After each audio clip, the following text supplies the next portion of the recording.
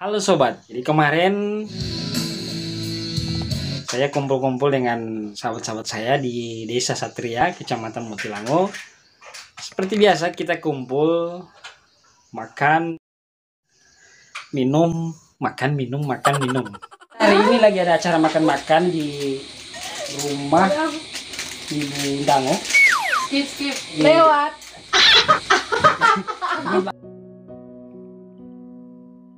Kehadiran sahabat dapat memberi warna tersendiri dalam hidup kita.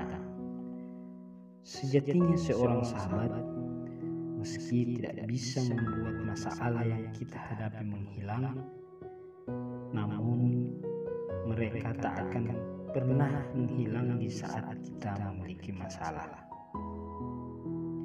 Sahabat adalah seseorang yang mengetahui segala sesuatu tentang diri kita, bahkan yang terburuk sekalipun, namun mereka tetap menyayangi kita.